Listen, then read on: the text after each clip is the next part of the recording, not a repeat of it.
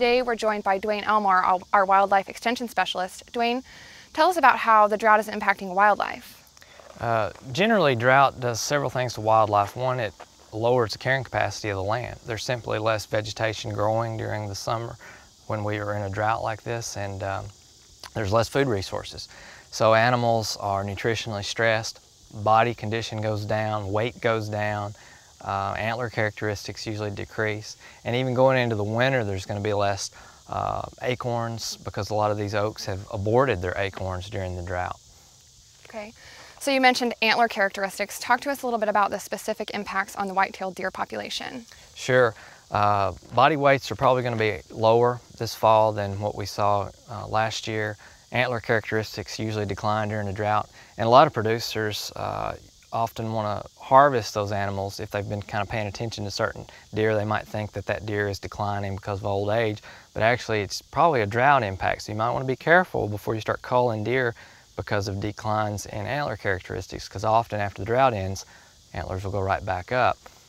Okay. And also fawn production can be off. Even into next year we might see lower fawn production on whitetails because of just lack of resources. Okay, and what about the impact on our game bird population?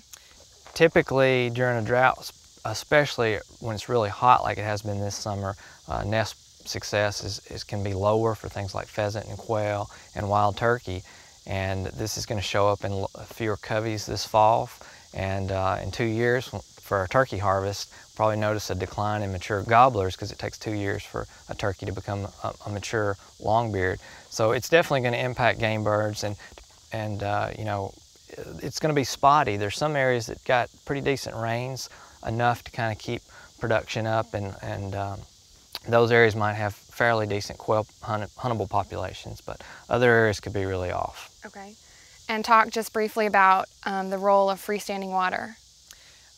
Generally, it's not something we really emphasize for wildlife. Most wildlife get the vast majority of their moisture from the plants they consume. They certainly use water in ponds and creeks, but there's not a lot of data to indicate that it actually increases carrying capacity.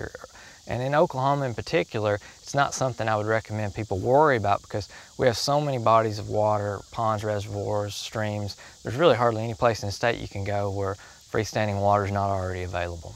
Okay. And as far as wildlife damage and the impact of the drought on that issue, tell us a little bit about that.